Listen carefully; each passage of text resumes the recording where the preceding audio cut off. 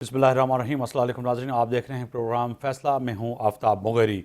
कश्मीर के इंतखाबात के बाद इल्ज़ाम और धांधली और इंतखाबात की रिज़ल्ट को अब हतमी तौर पर पाकिस्तान पीपल्स पार्टी के चेयरमैन जनाब बिलावल भुट्टो ज़रदारी ने कह दिया है कि इलेक्शन कमीशन ने उन हलकों का भी रिज़ल्ट अनाउंस कर दिया जिन पे पाकिस्तान पीपल्स पार्टी को एतराज़ात थे। इससे आगे बढ़ के बात करें तो उन्होंने कहा कि ये वो जगह थी, वो सीटें थीं जो कि माजी में पाकिस्तान पीपल्स पार्टी हमेशा जीतती आई है, और उन 30 हल्कों जो है पोलिंग स्टेशनों के नताइज भी दे दिए जिन पे जो है वाज़े तौर पर जो है वीडियो फुटेज और एविडेंस मौजूद थे, जिस पे जो है पाकिस्तान मुस्लिम लीग नून ने जो है धांधली की। इसके साथ साथ उन्होंने कई इल्ज़ामात जो है वाज़े तौर पर पाकिस्तान मुस्लिम लीग नून और इलेक्शन कमीशन और ख़ास तौर पर विफाक पे भी लगाए। आगे बढ़ के बात करें तो आज मैदान में उतरी जो है उज़मा बुखारी साहिबा भी, उन्होंने भी सवाल कर डाला कि सिंध के अंदर 17 साल से हुकूमत है और सिंध के लिए किया ही क्या है। अगर कराची की बात करें तो कराची में भी पाकिस्तान पीपल्स पार्टी का मेयर है, सिंध का कैपिटल है, मगर उस तरह से जो है काम नहीं हुआ जो कि होना चाहिए था। फिर जवाब में पाकिस्तान पीपल्स पार्टी ने भी कई नुकात उठा दिए। शजीर इनाम मेमन साहब की बात करें तो उन्होंने भी प्रेस कॉन्फ्रेंस में जो है वाज़े तौर पर कहा कि क़यामत का जो सवाल किया है, मरियम बीबी ने जो ट्वीट किया कि वाज़े तौर पर जो कहा है कि क़यामत आने वाली है, तो क़यामत आएगी कब? अगर देखा जाए तो बिलावल भुट्टो ज़रदारी ने जो बयान किया कि मियां मोहम्मद नवाज शरीफ ने और आज तक PMLN ने फॉर्म 47 से ही हुकूमत हासिल की, और अभी भी वज़ीर आला पंजाब जिस तरह से बैठी हुई हैं वो वाज़े तौर पर पता लग रहा है कि वो फॉर्म 47 की पैदावार है और इलेक्शन में हमेशा धांधली की तरह जो इक़्तिदार में आए हैं। इसके अलावा फिर शजीर इनाम मेमन ने वाज़े तौर पर यह भी कहा कि अब ये जो बातें हो रही हैं और ख़ास तौर पर मरियम नवाज़ साहिबा जो बात कर रही हैं वो भी बड़ी अहम है, मगर इससे हटकर सिंध में दावा किया जाता है कि तालीम, एजुकेशन, हेल्थ और दीगर जो चीज़ें हैं उसमें पाकिस्तान पीपल्स पार्टी निस्बतन चारों सूबों से आगे है, और मुकाबला अगर करना है हेल्थ सेक्टर में तो कहीं ना कहीं आप कर सकते हैं, न्यूयॉर्क से कर सकते हैं, बीजिंग से कर सकते हैं, फ्रांस से कर सकते हैं, पाकिस्तान के किसी भी सूबे से आप हेल्थ के निज़ाम को कंपेयर नहीं कर सकते। मगर दूसरी जानब वज़ीर आला पंजाब मरियम नवाज़ साहिबा ने जिस तरह से बयान में वाज़े तौर पे कहा कि पंजाब के अंदर अद्वियात जो हैं वो दरवाजे पे खुद चल के जाती हैं, मगर दूसरी जानब एक सीनियर एंकर जब हॉस्पिटल में पहुंची गंगाराम हॉस्पिटल में, तो उस पर ऊपर तशद्दुद भी हुआ।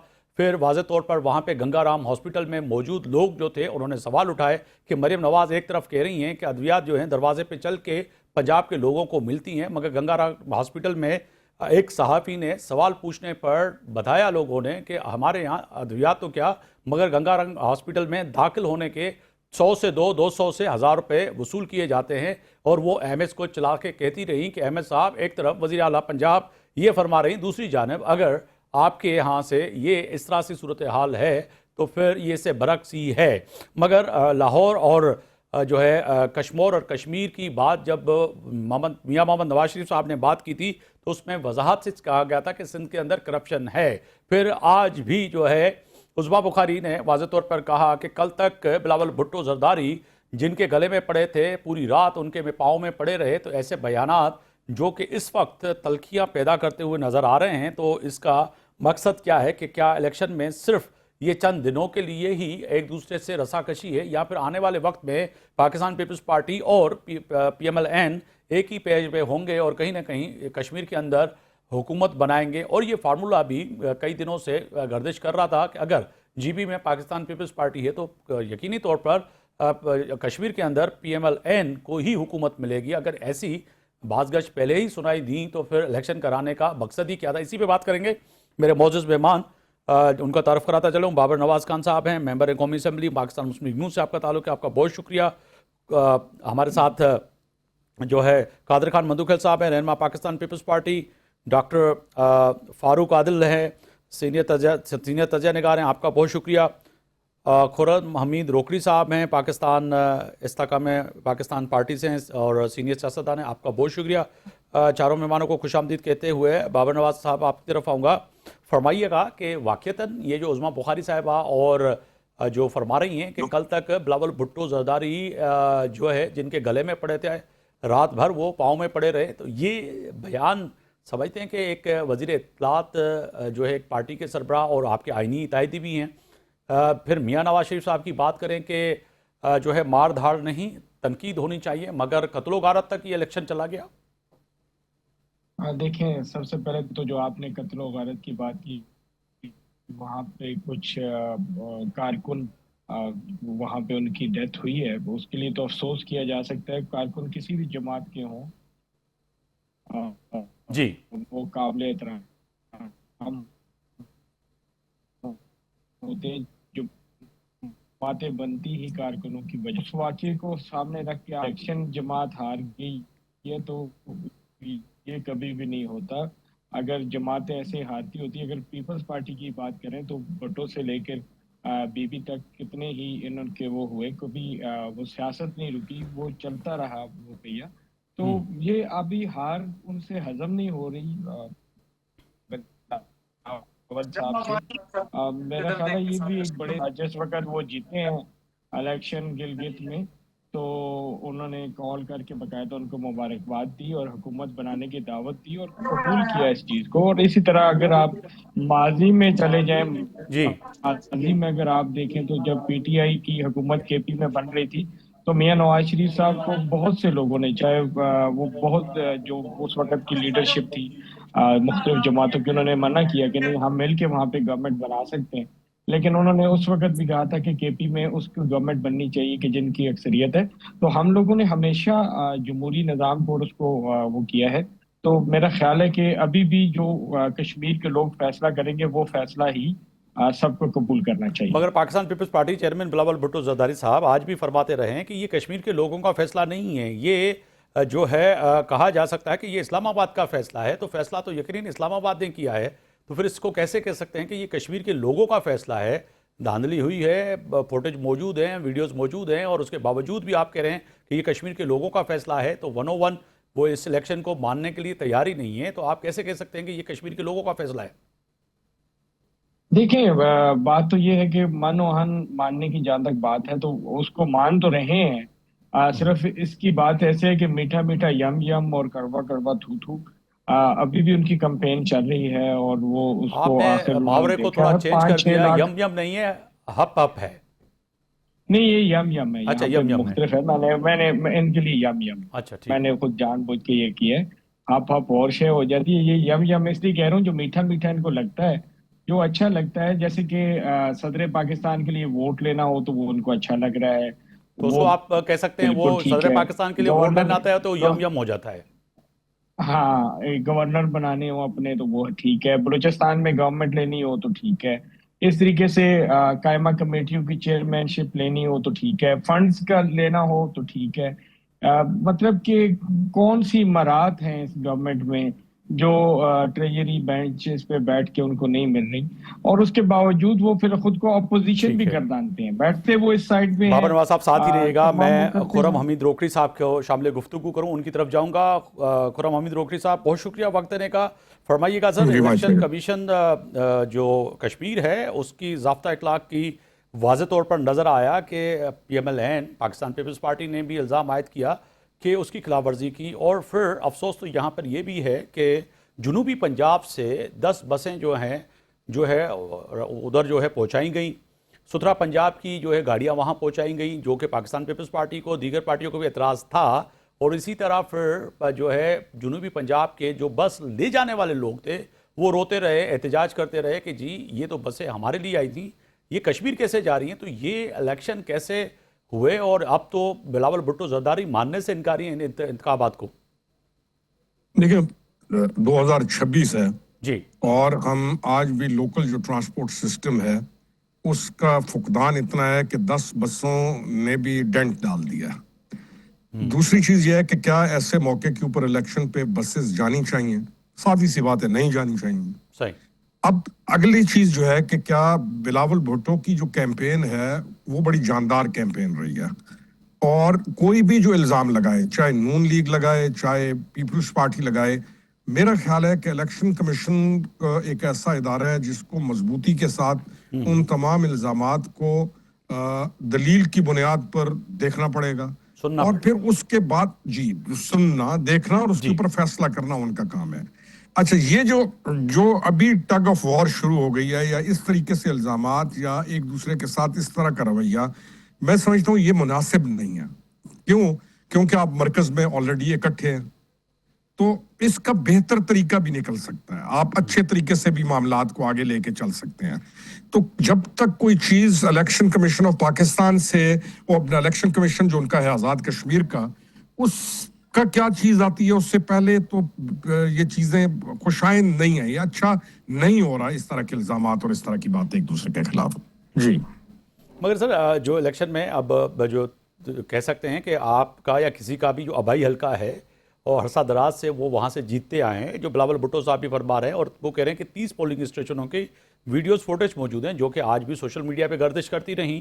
उसके बावजूद जो है आज इलेक्शन कमीशन ने जो है आज़ाद कश्मीर ने रिजल्ट अनाउंस कर दिए। आज़ाद कश्मीर में होने वाले इंतखाबात में आज विफाक की जानिब से जिस तरह से धांधली के इल्ज़ाम बिलावल भुट्टो लगा रहे हैं, फिर आज राजा परवेज़ अशरफ साहब ने भी कहा, साबिक वज़ीर आज़म, कि इलेक्शन कमीशन को कानूनी मुताबिक जो है कार्रवाई करनी चाहिए, जो भी आप भी कह रहे हैं, मगर वो तो नहीं हो रही। पीपल्स पार्टी किस तरह से इस बात पे एग्री हो कि जी नून लीग को 9 से 10, 10 से 12 नशिस्तें मिल गई और वो 4 नशिस्तों पे अटके हुए हैं?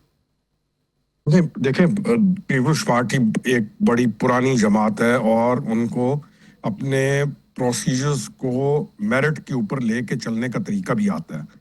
मैं फिर कहूंगा कि जहां पर कहीं कमजोरी हो रही है तो उसको एड्रेस होना चाहिए, क्योंकि ये जो सिचुएशन अभी शुरू हो गई है, इस तरह के इल्जामात या इस तरह की बातें एक दूसरे के खिलाफ, ये इसका कोई रिजल्ट अच्छा नहीं होगा ना। इस तरह के आप मरकज में इकट्ठे हैं तो आपको एक दूसरे की बात को तहम्मुल से सुनना चाहिए, और किसी पार्टी को ये हक नहीं पहुंचता कि वो डिलिबरेटली, जानते बूझते पार्टी लेवल पे, हाँ ये हो जाता है कि कई दफा जो उम्मीदवार होता है वो बड़ा तेज तरार होता है, वो इंडिपेंडेंटली हरकतें कर जाता है, लेकिन पार्टी लेवल पर ये चीजें नहीं होनी चाहिए। बिल्कुल साथ ही हम रहेगा जिन हालात में से, जी, खुरम हैदर साहब, आप साथ ही रहेगा। डॉक्टर फारूक आदिल साहब हैं सीनियर तज्ज़िया निगार, मैं उनको भी शामिल गुफ्तगू करूँ। बहुत शुक्रिया डॉक्टर साहब। फरमाइएगा कि इन इंतखाबात को, अच्छा ठीक है, तो फिर ये है कि डॉक्टर साहब जब तक आ जाएं, मैं आपकी तरफ आऊँगा। बाबर नवाज साहब, फिर ये एक तो सवाल उठता है कि कहीं ना कहीं इस वक्त जो बयानात हैं, जो कि खुरम साहब सीनियर सियासतदान हैं, मगर ये समझाइएगा कि आज ही अभी आपको भी सिंध याद आ गया, उनको भी पंजाब याद आ गया, उनको भी कश्मीर याद आ गया, कश्मीर की महरूमी भी याद आ गई। तो ये ऐसा क्या है कि आप को सिंध की कारकर्दगी, कश्मीर और कश्मीर और मीरपुर खास याद आ गया आपके कायद को, मगर सिंध इससे पहले क्यों याद नहीं था? मुट्ठी पर जमात सिंध में आपकी बच के रह गई है। तो सिंध के अंदर आपका उस तरह से जो है सुकड़ के पंजाब और विफाक तक रह गए, वजह क्या है?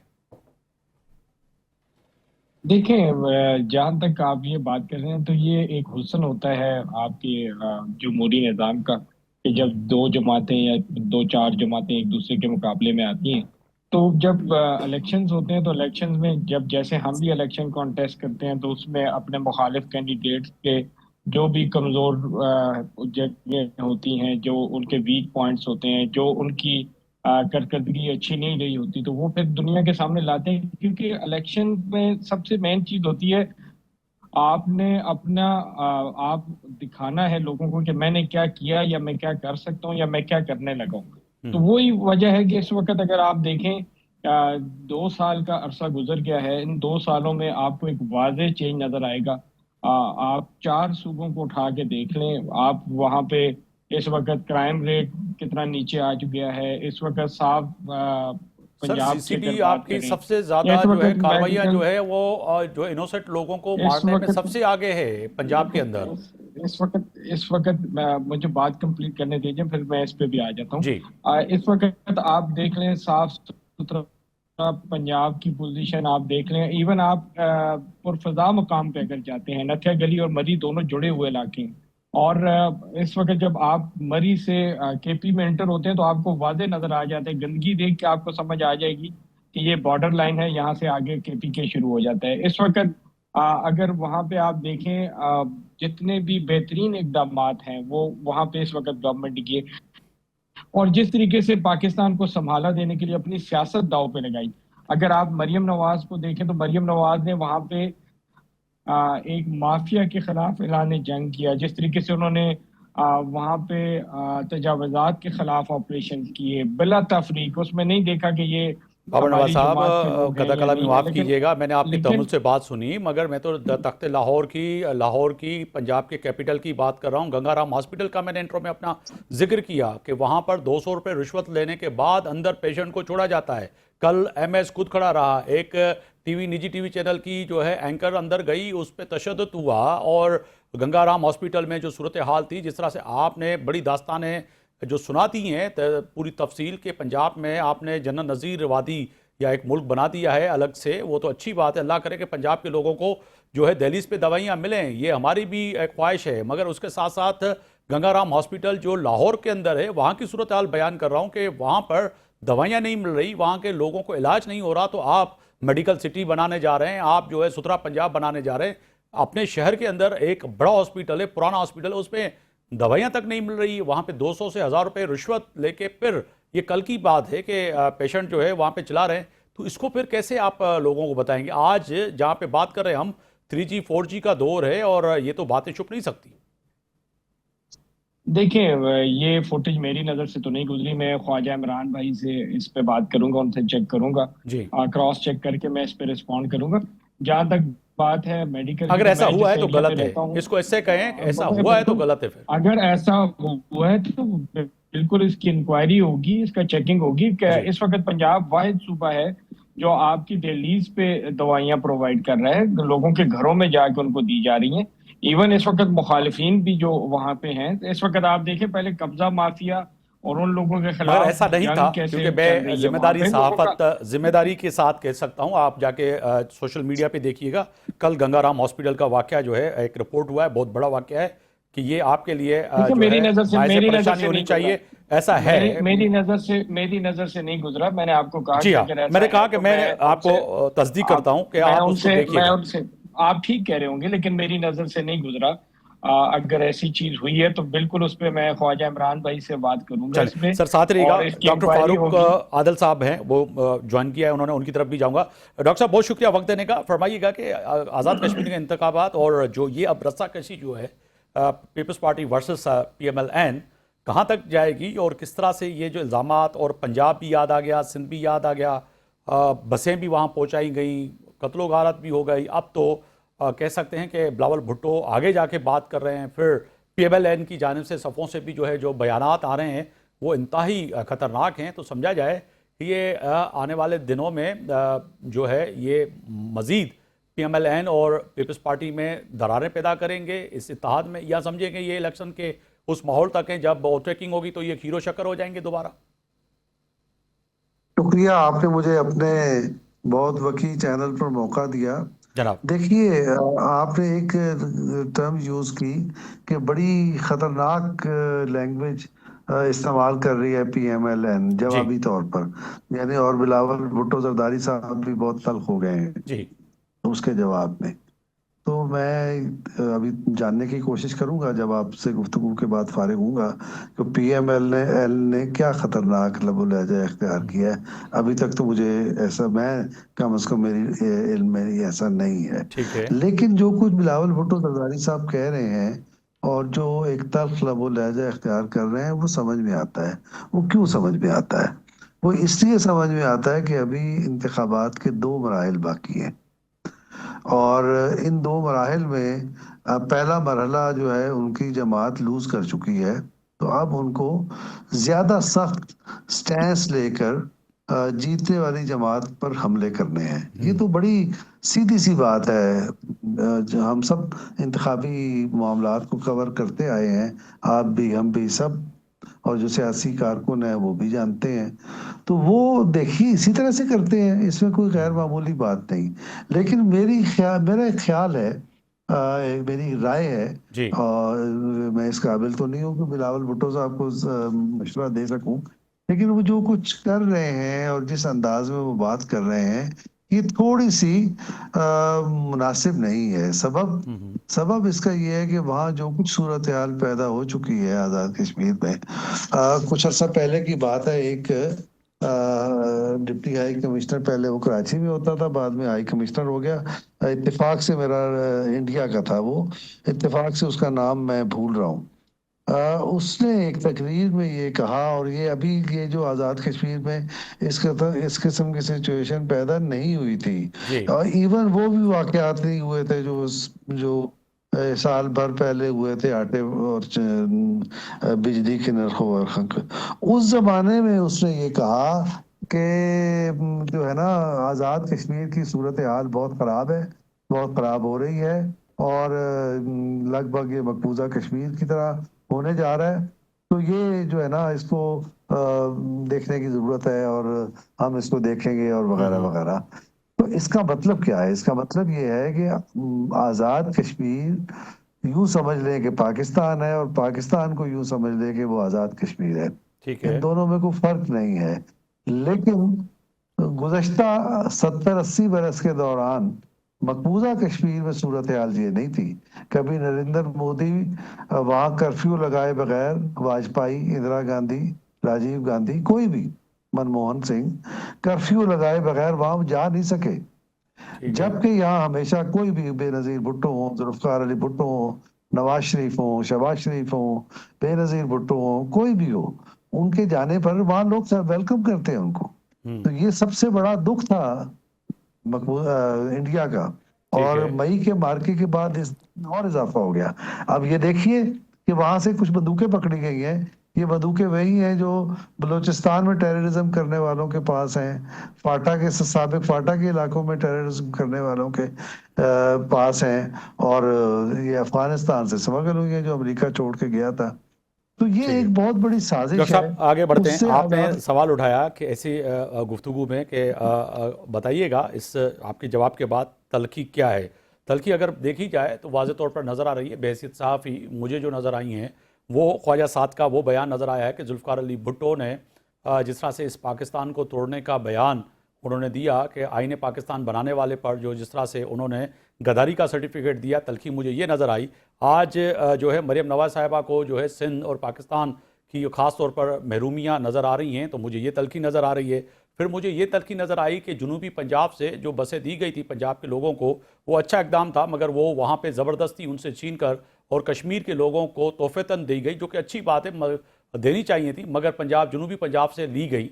मुझे तलखी ये नज़र आई। मुझे तलखी ये नज़र आई आगे बढ़कर कि कहीं ना कहीं राना सनाउल्लाह साहब ने कहा कि मेरी जेब में 11 सीटें मौजूद हैं और हम तो फैसला करेंगे। फिर ख्वाजा जो है आसिफ का बयान जो है वो आपकी शायद नज़रों से नहीं गुजरा। तो मुझे तलखियाँ बहसीत सहाफ़ी, मैं भी सहाफ़त जो तारीख का तालिब इल्म हूँ, तो मुझे भी जो चीज़ें नज़र आईं वो बड़ी PMLN की सफ़ों से ख़तरनाक थी। मगर उससे बढ़कर अपने कदकात से कम उज़्मा बुखारी साहिबा ने ऐसा बयान दे डाला जिसको बयान करते हुए भी बहसीत सहाफ़ी मुझे अजीब ही लग रहा है कि कल तक वो गले में पड़े थे, सारी रात फिर पाँव में पड़े, तो फिर ये तलखी नहीं तो क्या है?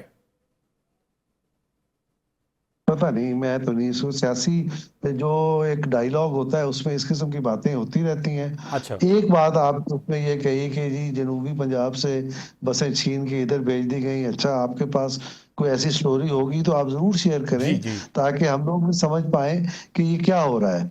वरना अभी तक मेरी मालूमात के मुताबिक तो वहां कोई बसें गई नहीं है। नहीं गई। नहीं।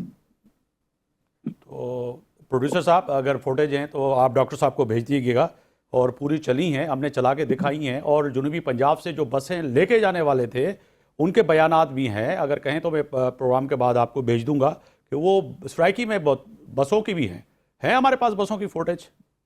अब अभी आप भिजवा दें उनको कि डॉक्टर साहब देख सकें, क्योंकि शायद काफ़ी दिन से आप मीडिया से दूर हैं या वीडियोस नहीं देखी हैं। ये तो मरियम नवाज तो और मेरे मुस्लिम लीग नून के मेरी जो बात सुने, रुकन बैठे आप कौमी मेरी असम्बली, बात, वो खुद इस चीज़ को अगर मैं मान रहे हैं कि बीच हमने दी हैं, नहीं, और इलेक्शन कमीशन मैं ने। आपको आगे नहीं जाने दूंगा। अच्छा, ये देख देखिए, लीजिएगा, देख लें सर, मैं ऑनियर नहीं, दिखा देता हूँ। पहले पहले बात सुने। मैं अगर मीडिया से दूर हूँ और मुझे हालात हाजरा की खबर नहीं है, तो मुझे आपने क्यों लिया? नहीं, क्यों आपने बात ऐसी जहमत कर ली की? डॉक्टर साहब कि मैं ऐसी माफी बसें चाहता हूँ। आपने कह दिया जब मैं PMLN माफी की चाहता हूँ। आप खुद तो, मोहतरमा मैं मरियम माफी नवाज चाहता हूँ, साहबा आपको कह रही हैं प्रोग्राम करना कि नहीं बसें आता। गई हैं और बसें दी हैं हमने। अच्छा चले, मैं PMLN के कौमी असम्बली के रुकन है ना बाबर नवाज साहब, ये चेक करें, ये देखें, ये बसें हैं। मैं मैं दिखा देता हूँ मैं सर, ये मैंने माफी, दिखा दी ना। देखें, आप कह रहे नहीं यार गई हैं, सुन तो तो मैं लो आपको यार, दिखा दिखाई देता हूँ कि होंगी। ये बसें गई मेरी हैं बात और सुनेंगे इस पे आप या पोस्टर नहीं लगे हुए हैं। सुनेंगे?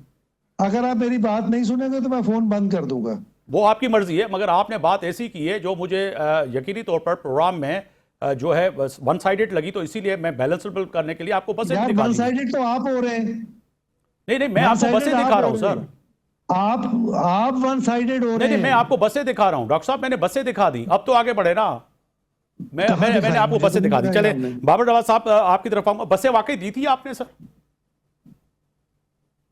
10 बसें जो गई थी वो इलेक्शन कमीशन ने उनको जब्त किया, ठीक है। और वो वहां पे वो थी। और जहां तक आप बात ये कर रहे हैं कि वो जनूबी पंजाब से छीन के दी गई हैं, तो वो बिल्कुल किसी से छीन के नहीं दी गई। और एक बड़ा सूबा है पंजाब का, बड़ा भाई है।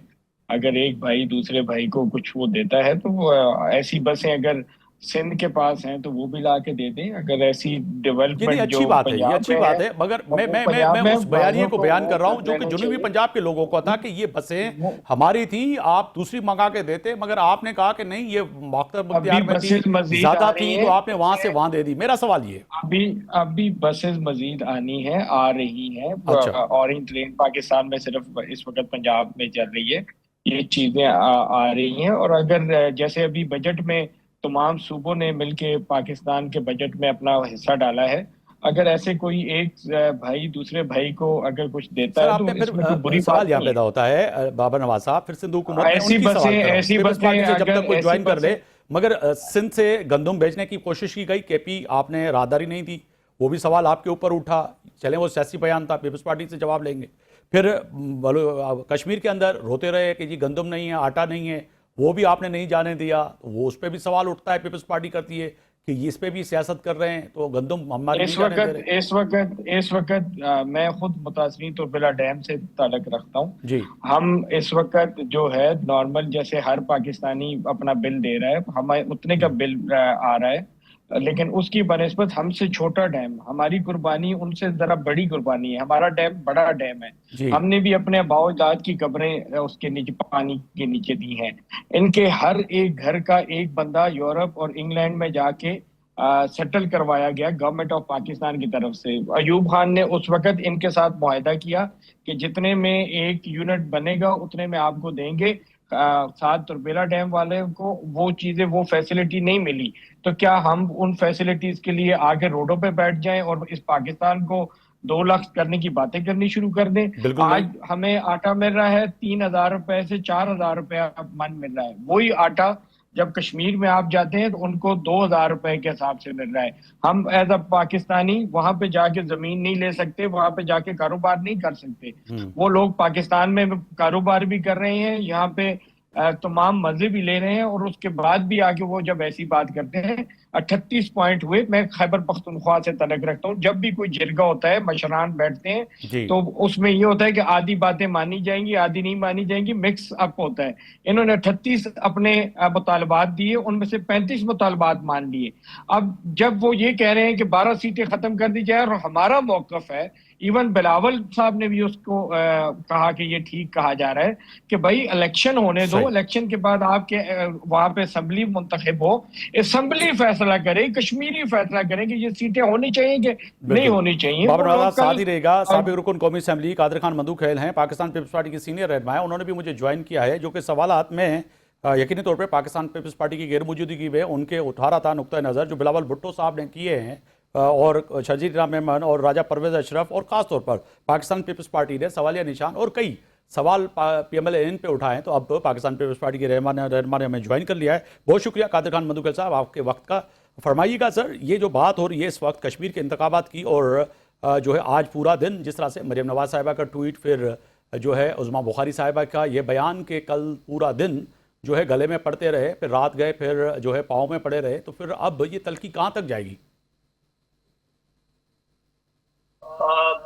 आफ्ताब मुगेरी साहब, मैं उज़मा बुखारी का वो क्लिप भी आप दिखाते जो माजी में पीपल्स पार्टी थी, उसने कहा मरियम बीबी एक काउंसलर की सीट नहीं जीत सकती है। तो बिलावल साहब की जो बात है उसकी तस्दीक उसके अपने साहब का वीडियो से मालूम होता है। दूसरी बात वो ये कहते हैं बिलावल साहब रात पाँव पड़ता है, तो आप और मरियम नवाज किसके पाँव पड़ते हैं और किसके जो है ना जूते पॉलिश करते हैं रात भर, वो भी जरा बता दें। आप अगर इस तरह खलीज गुफ्तगू करेंगे तो आप यहाँ से जो आपको फूल नहीं आएंगे। और फिर मरियम नवाज ने जिस तरह स्टेज पे खड़े होकर अपने वालिद मोहतरम के साथ बिलो द बेल्ट जो बातें की है, ये कभी लाहौर में खड़ी होकर पंजाबन बन जाती है, कश्मीर में कश्मीरी बन जाती है, और घर का नाम जाकी उमरा रखा। इनका डोमिसाइल चेक करे है कौन लोग, और ये कोई पता नहीं है। आपने जो गंदम की बात की, 45 लाख गंदम जो है ना पंजाब से चोरी हुई है, इंक्वायरी कहाँ है? अभी 10 लाख टन गंदम इंपोर्ट करेंगे, 1 खरब से ज्यादा पैसे होंगे जो डॉलर की सूरत में जाएंगे। और फिर पिछले दिनों में मैंने एक न्यूज देखा था कि पंजाब से गंदम स्मगल करते हुए सिंध गया। तो क्या ये सिंध ईरान का हिस्सा है या अफगानिस्तान का हिस्सा है? ठीक है।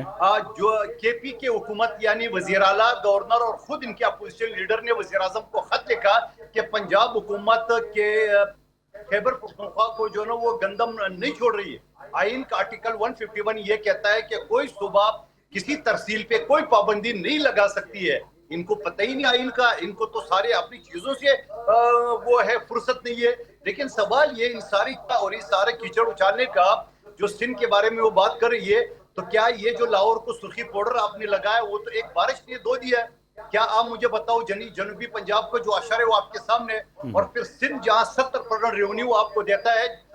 मगर सर वो सवाल तो उठा रहे हैं कादिर खान मधुकर साहब, सुनिएगा, वो सवाल उठा रहे हैं कि सिंध को 17 साल में आपने तबाह बर्बाद कर दिया, कराची को किसके रहमो करम पे छोड़े? वो कह रहे कराची को किसके रहमो करम पे छोड़े? सिंध को 17 साल में आपने तबाह कर दिया। और राना सनाउल्लाह साहब ने आगे बढ़ के कहा सबसे ज्यादा करप्शन के पैसे बैरून मुल्क आपने ही भेजे हैं। तो फिर कहा जाए कि कहीं ना कहीं करप्शन तो हुई है, तभी तो PMLN ये सवाल उठा रही है आपके ऊपर।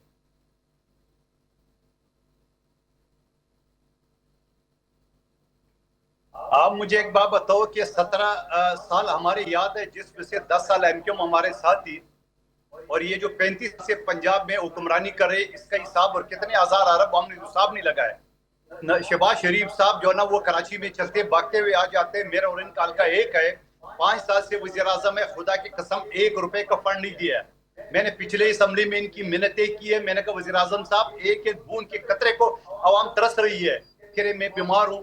K4 मंसूबा पिछले 24 साल से इल्तवा का शिकार है, वफाकी मंसूबा है। इस साल भी सिर्फ 10 अरब दिए, पिछले साल 3 अरब दिए। सिंध से 70% रेवेन्यू देने वाला एक मोटरवे नहीं है। इस साल भी जो मोटरवे के लिए फंड दिए सिर्फ 30 अरब। ग्रीन लाइन जो चल रहा है पिछले 7-8 साल से, वो अभी तक इल्तवा का शिकार है।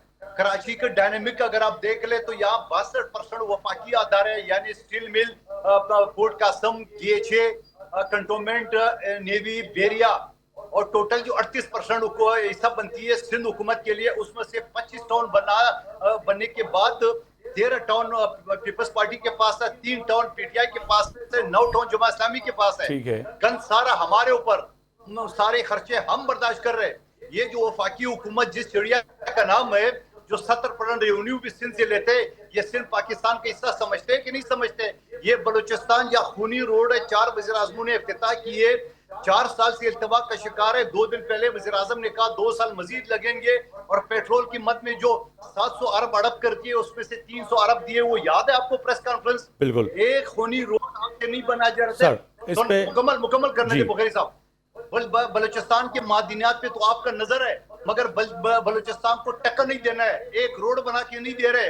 पुख्तनख्वा में बिजली जहाँ 1 रुपए में आप खरीद रहे हो, 50 रुपए में वापस दे रहे हो, कोई परवाह नहीं है। सिंध जो 89% गैस प्रोड्यूस कर रहे हैं, कराची में गैस नहीं है।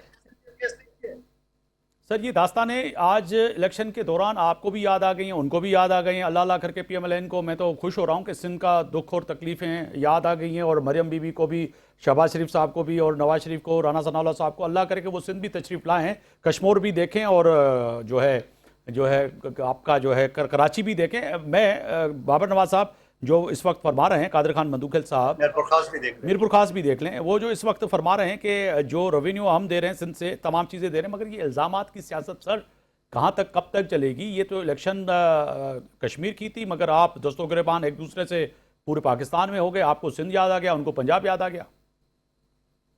देखें, सिंध की और पंजाब की जहाँ तक बात है, वो जब भी इलेक्शन होते हैं, मैंने आपको पहले कहा, ये जमहूरियत का हुस्न है जी कि 2 कैंडिडेट्स जब खड़े होते हैं तो एक जो है वो अपनी अच्छाई बयान करता है और दूसरी की वो बुराइयां निकाल के सामने लाता है। और उसमें चूंकि एक अच्छी गवर्नेंस और एक बैड गवर्नेंस का वो चीज़ें रही हैं, तो वो चीज़ें सारी इनके सामने हैं। अल्लाह के फजल से इस वक्त आप देख लें, पंजाब जैसे तरक्की कर रहा है, इन जितने साल बताए गए इनकी तरफ से, तो लगातार पिछले 15 साल से इनकी गवर्नमेंट है। कराची की सड़कों की ये पोजीशन है, आपकी पथरी हो जाए डॉक्टर के पास जाने की जरूरत नहीं है, रिक्शा में बैठ के किसी भी रोड पे चल पड़े तो आपकी पथरी खुद टूट के गिर जाएगी। ये इस वक्त वहां के रोडों के हालात आप जाके देख लें, आप वहां पे गंदगी की हालत देख लें, आपका वहां पे आप सांस नहीं ले पाएंगे।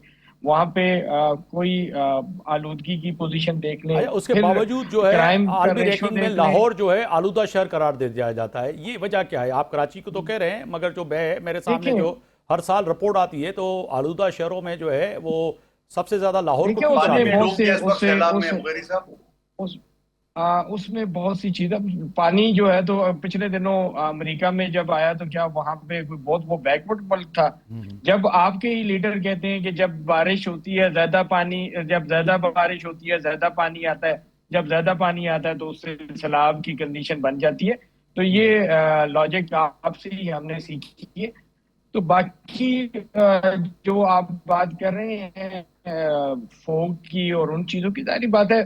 जब जी साथ वाले हिंदुस्तान में जिस वक्त वो करते हैं सर्दियों में आपके सामने, उसका हमारी गवर्नमेंट ने उनको डायरेक्ट खत भी लिखे कि आपकी वजह से ये बड़े इश्यूज हो रहे हैं। वो चीजें आप अपने समंदर की वहां पे पोजीशन देख लें, ये वही कराची है जहाँ पे किसी दौर में फॉरेन से लोग आया करते थे आपके बीचेस पे। अब उन बीचेस पे आपको शापर पड़े हुए नजर आते हैं। ऐसी बहुत सी चीजें जो बिल्कुल। उनकी वो मानना चाहिए खुरम कि साहब की तरफ देखिए जाऊंगा मैं, आपने थोड़ी देर पहले कहा, प्रोड्यूसर जब साहब। आपने थोड़ी देर पहले कहा जी कि वहां पे हॉस्पिटल में कोई इशू हुआ, मैंने उसको माना कि मैंने कहा अगर ऐसा कुछ हुआ है तो बिल्कुल। मैं ख्वाजा इमरान साहब से बात करूंगा और इसकी इंक्वायरी करवाई जाएगी। नहीं, मैं मैडम खुद मरियम हैरान हुआ नवाज कि से बात की मोहतरमा जाएगी मरियम नवाज साहिबा ने कहा कि कि अद्वियात घर पे चल के जाती हैं। जब वो कल मैंने वीडियो देखे मैं खुद परेशान हो गया कि 200 रुपए मतलब गंगाराम हॉस्पिटल में अंदर जाने के और 1000 रुपए रिश्वत ले रहे हैं। और फिर वो सहाफी एंकर जो है चिल्लाती रही, एमएस को चिल्लाती रही, बुलाती रही और उल्टा उसको धक्के मार के कैमरे छीन के उनको बाहर निकाल दिया। गंगाराम हॉस्पिटल का तो ये हाल है।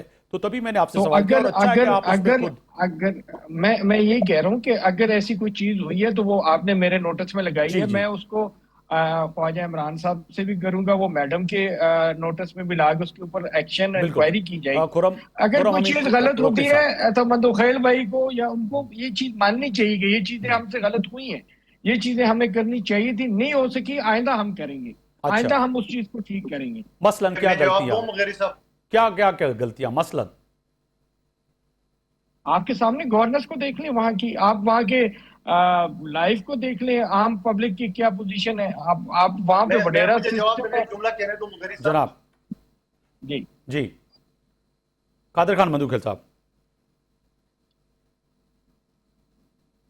जी आफ्ताब मुगेरी साहब, 1985 में जब पीपल्स पार्टी ने गलती करके इलेक्शन का बायकाट की है तो ये जाके अशराफिया को या नासूर को पाकिस्तान पे मुसलत हो गया और 1985 में इन्होंने एमक्यूएम बनाया और पंजाबी पख्तून इत्तेहाद बनाया और कराची को लिसानियत के बीन चढ़ा के नवाज शरीफ उनकी पार्टी फंडिंग करे थे और तमाम कारखानेदारों को कराची से भगा के पंजाब शिफ्ट किया।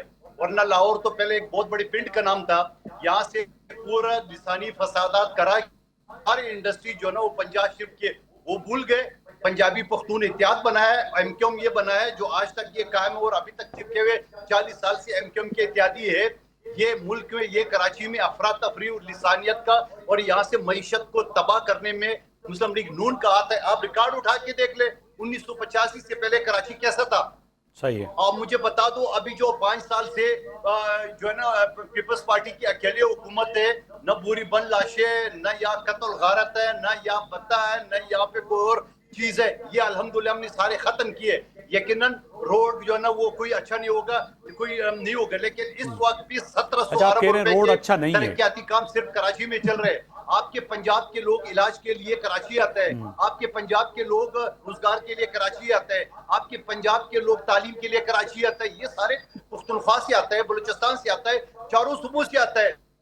कराची इतना ही बुरा है, आपने तो बुरा होने की बहुत कोशिश की। जनरल जलानी और जियाउल्लाह के गोद में पल के आपने इसको लिसानी शहर बना दिए। ये सारे तारीख की बातें बता रहा हूँ। एमक्यूएम आपने बनाई, पीपीआई आपने बनाई।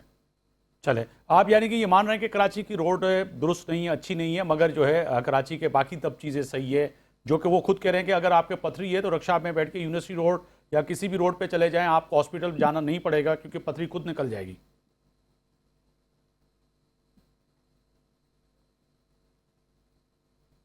कादर खान मंदुखिल साहब,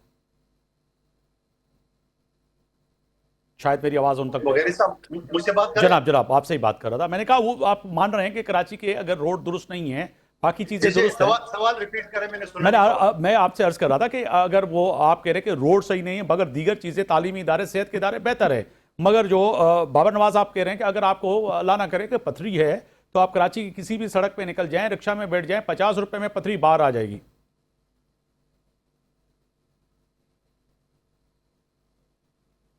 और शुक्र करो कि आपके यहाँ पे कम से कम रिक्शे में बैठ के आपको कमर या कहीं और दर्द हो सकता है, मगर पंजाब में तो आप जिंदा नहीं रह सकते। अच्छा, आप सीसीडी कत्लेआम यहाँ पे साफत का गला घोट दिया है, कुछ साफियों को खरीद लिए, जो नहीं खरीदिए उसको पीका और सीसीडी के जरिए कत्ल किया और मरवा दिया और जेलों में डाल दिया है। पंजाब भाई आपने इसराइल बना दिया पंजाब को, आपको नहीं पता वहां जाके पश्तूनों के खिलाफ जो है ना वो जो इंतकामी कार्रवाई करके ये अफगानिस्तानी है, ये आपको पता है कि यहाँ पंजाब कोई बंदा जा नहीं सकता है। आप साफत का, आप खुद मुगेरी साहब साफी हो, सिंध में ऐसे कौन से कदगन है साफत के ऊपर? पंजाब में तो सीसीडी के कत्लेआम और जाके पिका ऑर्डिनेंस के जरिए और फिर लिफाफा के जरिए ये सारे अरबी इस्तेमाल करते हैं। आपने छोड़ा क्या? जो सुबह आपको 70% रेवेन्यू देते हैं, उस सुबह के साथ कादर खान मंदुखिल साहब साथ ही रहिएगा। मैं डॉक्टर फारूक आदिल साहब की तरफ जाऊंगा, उनसे आजादाना तज्जिया ले लेके जो आप कह रहे हैं सीसीडी वहां पर कत्लो गालत कर रही है। डॉक्टर फारूक साहब आपकी तरफ आऊँगा, सर फरमाइएगा जो इस वक्त कादर खान मंदुखिल साहब इल्ज़ामात लगा रहे हैं, मैं तो इल्ज़ामात कहूँगा, कह रहे हैं कि सीसीडी जो है वहाँ पर जो है अमूमन जो कार्रवाइयाँ करती है वो मासूम शहरियों को मारती हुई नजर आती है, ऐसा है सर? मालूम नहीं, पता नहीं। अल जज़ीरा की रिपोर्ट है, ह्यूमन राइट्स कमीशन की रिपोर्ट है मुगेरी साहब। जनाब पूछने दीजिए जी। मेरा ख्याल ये है कि हम एक और बात करें, वो ज्यादा जरूरी है। जनाब कादर खान मंदुखिल ने ये कहा कि MQM और पंजाबी पख्तून इत्तेहाद वगैरह इन्होंने बनाया, मुस्लिम लीग वगैरह ने, और 85 के इलेक्शन में बाइकआउट की वजह से। देखिए जो फसादात पैदा हुए और जो तकसीम गहरी हुई सिंध में, यानी देही और शहरी की, वो मुमताज अली भुट्टो की वजह से हुई, जो पाकिस्तान पीपल्स पार्टी की तरफ से वजीर आला सिंध थे। उन्होंने लिसानी फसादात की बुनियाद रखी और वो आज तक वो चले आ रहे हैं और उसको ठीक करने की कभी कोशिश नहीं की, बल्कि इस बुनियाद पर यानी पीपल्स पार्टी सियासत करती है। और जो इस वक्त कराची की सूरत हाल है, वो कराची मुकम्मल तौर पर नजरअंदाज है और ये पीपल्स पार्टी ने नजरअंदाज कर रखा है। ये बिल अभी जो एक साहब जो कौमी असम्बली के एक और रुकन है, उन्होंने दुरुस्त कहा कि कराची शहर में बाबर नवाज खान साहब जी बहुत अजाब है। लोग इस वजह से शहर छोड़ के जा रहे हैं कि उसके ठीक होने का कोई इम्कान नहीं। ये शहर उरूसुल बिलाद कहलाता था, ये रोशनियों का शहर था और दुनिया यहाँ सैर करने आती थी। ये 1985 से सर अभी दोबारा कश्मीर की तरफ आ रहे हैं हम, कराची के और लाहौर में फंस के रह गए। मुझे बात पूरी फारूक साहब से ये कहूंगा, ये मुस्तफा जो वो कहते हैं अपना भुट्टो साहब थे जो वजीर आला थे, वो उससे पहले ये जो लिसानियत थी ये 1985 में जहाँ क्योंकि बुनियाद रखा जहाँ पंजाबी पख्तून ने याद करे लिसानियत उस वक्त थे और फंडिंग नवाज शरीफ साहब कर रहे थे, तो उस वक्त में 75 सियासत में भी नहीं था। और दूसरी बात आप जो करें कराची के ये सारे कारखानेदारों को बदले सीधे इन तंजीमों के जरिए, ठीक है सर, मगर दोबारा मैं वापस कश्मीर पे इसीलिए आ रहा हूँ क्योंकि मुझे चंद ही सेकंड बचे हैं। मैं कश्मीर पे दोबारा आ रहा हूँ क्योंकि हम माजी को बुला के अभी जो हाल है उस पर जाएं। बाबर नवाज साहब अब फैसला क्या होगा सर?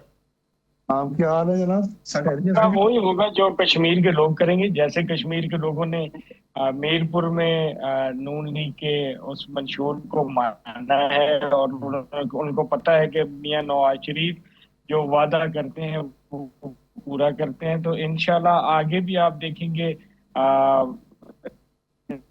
इतवार वाले दिन इंशाल्लाह कश्मीर में शेर दहाड़ेगा इंशाल्लाह।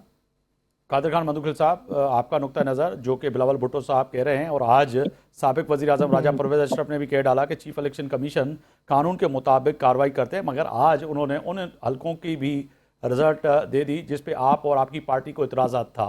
फिर पहली और दूसरी तारीख को होगा क्या सर, फैसला क्या होगा? देखिए मुझे नहीं पता कि बाबर नवाज साहब और हमारे वो डॉक्टर फारूक साहब कितना कानून पता है उसको। इलेक्शन रूल्स एक चिड़िया का नाम है, कानून। और ये शख्स अपने नाम के साथ जस्टिस रखा है, पता नहीं कौन सा राशन की दुकान पे जस्टिस रह चुका है, मुझे जज तो नहीं लग रहा है, क्योंकि ये शख्स पूरा हफ्ता हम चीख रहे हैं कि बाबा ये वालेशन है, वो वालेशन है, कुछ नहीं बोला। इलेक्शन के दिन जो कत्ल गारत हुआ, हमारे कारकुन मुख्तार यूनुस को कत्ल किए, 3 को जख्मी किए, बैलेट बॉक्स उठा के ले गए, 30 पोलिंग स्टेशन पे कब्जा किए, 99% जो ना वोट कास्ट हुए, एक पोलिंग स्टेशन में तो 358 टोटल वोट थे, 462 कास्ट हुए। आज जो हमारे साबिक वज़ीर आज़म ने प्रेस कॉन्फ्रेंस करने पर देखे, और ये शख्स रात के अंधेरे में आके प्रेस कॉन्फ्रेंस करे और बड़ी बेशर्मी से कहता है कि आज पुरअमन हुआ पोलिंग और शफाफ हुआ। और लानत भेजता हूं तुम्हारा पुरअमन और तुम्हारा अल्फाजों शफाफ का यकीन नहीं चुनाव, क्योंकि नेशनल टीवी पे है, मैं मुगल आजम का फिल्म नहीं कहूंगा कि अल्फाजों का चुनाव अच्छा रखे तो अच्छा है, पर वक्त की कमी है। जवाब देना है, आप मुझे बताओ, मैं तेरे शजरा निकालूंगा अगर तुम जज रहे, तू जज भी 2 नंबर रहा। वक्त की कमी की वजह से मुझे प्रोग्राम रोकना पड़ेगा। कादिर खान मधुकर साहब, साबिक रुकन कौमी असेंबली पाकिस्तान पीपल्स पार्टी, आपका बहुत शुक्रिया। जो है खुर्रम हमीद रोकरी साहब, आपका बहुत शुक्रिया। और बाबर नवाज खान साहब, मेंबर कौमी असेंबली पाकिस्तान मुस्लिम लीग, आपका बहुत शुक्रिया। डॉक्टर फारूक आदिल साहब सीनियर तजिया निगार हमारे साथ मौजूद थे। चारों मेहमानों का शुक्रिया। तय है कि फैसला कश्मीर की आवाम ने करना है, मगर जो तलखियाँ हैं वो बढ़ती हुई नज़र आ रही हैं। कहीं ना कहीं पाकिस्तान पीपल्स पार्टी और PMLN के बीच में जो इस वक्त सूरत हाल है वो बड़ी अहम है, मगर जब क़यादत की जानिब से जो है और अहम लीडरों की जानिब से ऐसे बयानात आएँ तो फिर कारकुनान और मेंबर, चाहे सूबाई असम्बली हो, कौमी असम्बली हो, या वज़ीर हो या फिर मुशीर हो, फिर वो भी इसी तरह की बात करते हैं। मगर यकीनी तौर पर इस वक्त पाकिस्तान का आवाम बाशऊर है, सिंध का आवाम, पंजाब का, KP का, बलूचिस्तान का, GB का और आज़ाद कश्मीर का आवाम बाशऊर है, वो फैसला करता है। आज 5G का दौर है, कोई चीज़ नहीं छुप सकती है। मगर डॉक्टर फारूक आदिल साहब, आखिर में मैं जाते जाते आपको यकीन कहूँगा, ये ज़रूर चेक कीजिएगा कि पंजाब की बसें जो गईं उसमें पंजाब के, जनूबी पंजाब के लोग किस तरह से रो रहे थे, मातम कर रहे थे, इसको ज़रूर चेक कीजिएगा। मुझे इजाज़त दीजिए, अल्लाह हाफ़िज़।